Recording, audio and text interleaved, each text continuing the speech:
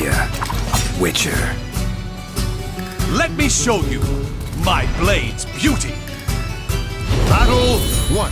Fight! After playing around for a while, you'll begin to notice there are some attacks that can only be performed depending on the state your character is in. A couple of these states have been mentioned a few times throughout this guide already, but just as a quick reminder, the different states are, and are not limited to, standing, jumping, crouching, being back-turned, on the ground, and of course an 8-way run.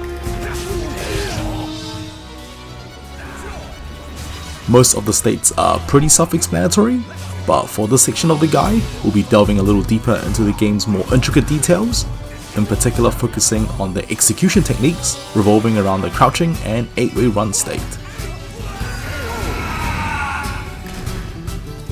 The crouching state, as I'm sure you're all well aware, avoids all highs and throws, guards against low attacks, and is performed with 2+G.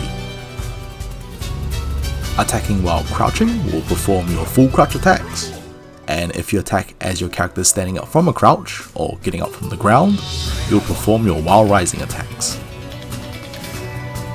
Normally this will be the only way to access these attacks, but there exists an execution technique called instant full crouch and instant while rising that will allow you to, instantly perform these respective attacks from a standing state. Before moving on, it should also be noted that you can perform all of your directional attacks, soul gauge related attacks, and defensive options from a crouching state as well. Instant full crouch, or IFC for short, is an execution technique that allows you to do attacks normally only available to you from the full crouch state. The method for performing an instant full crouch depends on the directional input required for your attack. So to help demonstrate, we will be using Yoshimitsu, who has a wide variety of full crouch options. For this example, we will be focusing on two in particular, his full crouch 3K and his full crouch 1A. To perform his full crouch 3K instantly from standing, the command will be 3G, release the G button, then input K in one quick succession. If the attack is full crouch 1A instead, it will still be done with the same method, except this time the direction will be a 1. So it will be 1G, release the G button, then input the A. When done correctly, the attacks will appear as one fluid motion, as if the move was available to you from the standing state. While the instant full crouch version will come up one frame slower compared to the regular version, this technique is still particularly useful for characters who have extremely powerful attacks from the full crouch state. Good examples will include Yoshimitsu's full crouch 3K and Shanghua's full crouch 3B, which both act as excellent combo starting attacks. It should be stated that an instant full crouch is only needed for crouching attacks that have a directional input. For generic crouching attacks, they can simply be performed with the 2 input along with any attack button. Instant while rising, or IWR for short, is a very common technique that also exists in many other 3D fighters. Much like an instant full crouch, an instant while rising will allow you to perform attacks that are normally only available to you from the while rising state. In regards to SOULCALIBUR, performing an instant while rising is very similar to the crouching version, except regardless of the attack, it will always begin with a 2+G input. To demonstrate, we will once again go back to Yoshimitsu, this time focusing on his while rising K, the appropriately named Rising Knee. To perform his while rising K instantly, the command will be 2+G, release both the buttons, and then input K in one quick motion. Just like with an instant full crouch, the attack will appear as one fluid motion, as if it was available to you from the standing state. Do keep in mind that an instant while rising attack will be about 4 to 5 frames slower when compared to their regular version. This technique is very useful as a majority of the cast have powerful while rising attacks. A few notable examples include combo starters like Nightmare's while rising B, or reverse ringer options for characters like Zasalamel.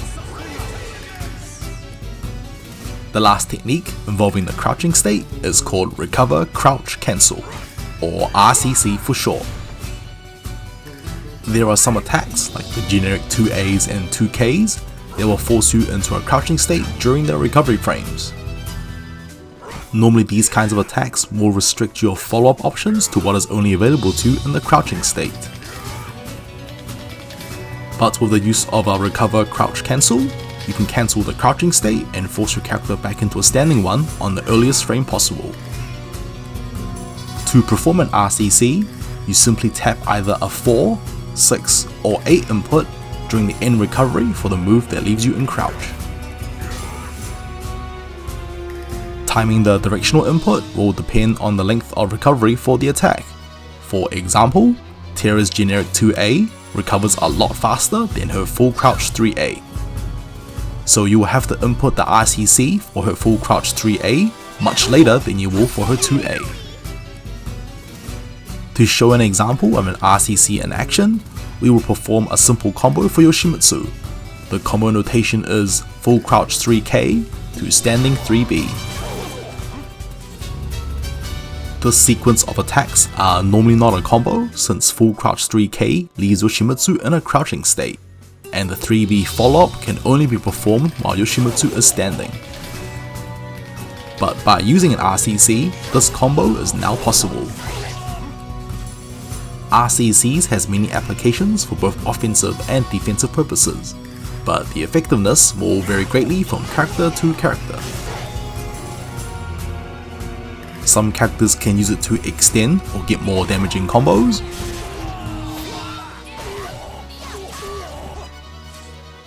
while others can use it to open up their defensive options in certain situations. That being said, RCCs are good for getting the extra mileage out of your characters and are not required for learning them.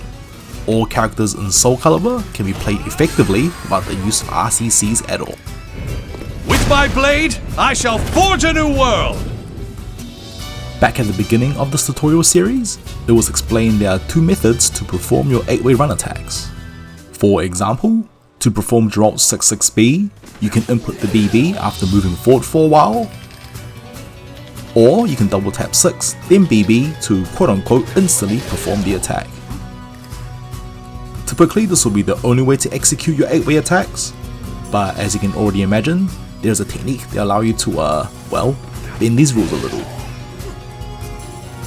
This is called an 8-way run buffer, and it is a fairly advanced legacy technique for the SOULCALIBUR series.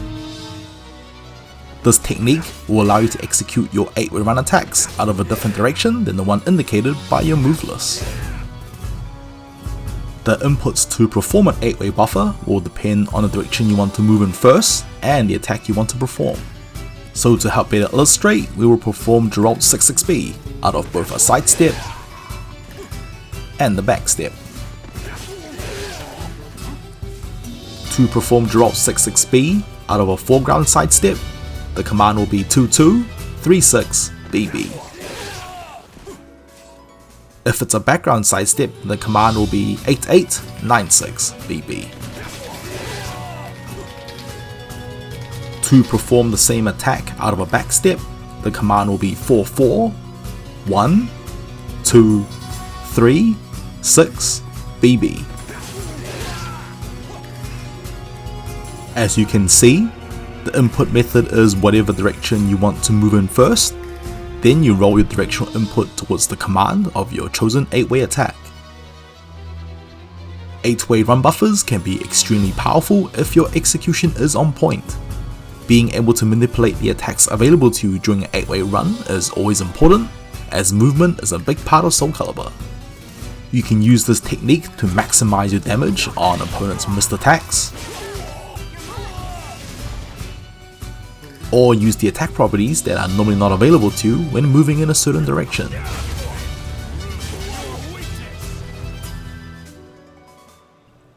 That being said, just like with RCCs, the effectiveness of an 8-way run buffer will be dependent on your character choice. That hurt. Everyone in SOULCALIBUR has their own unique set of 8-way attacks, so to get the most out of this technique, I highly encourage you to explore your chosen character's move list. And with that, it wraps up this part on execution techniques.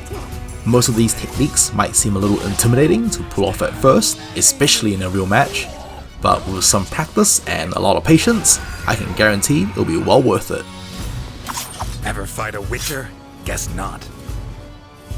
Just remember that while these are important to know and will be helpful at a later stage, they are not essential if you're learning SOULCALIBUR for the first time.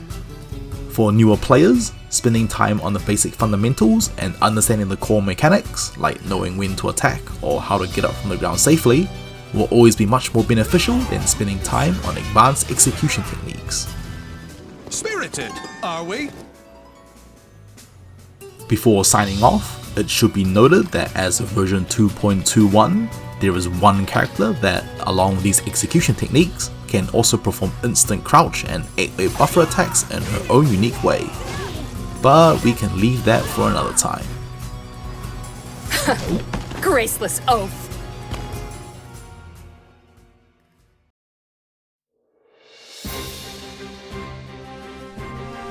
Hey guys, thanks for watching. This was just one of the many segments in my full SOULCALIBUR tutorial that covers everything from the bare basics to learning how to play with confidence. If you're interested in the rest, I highly recommend you check them out on their YouTube channel. Until then, thanks again for watching, and I'll see you in the next one.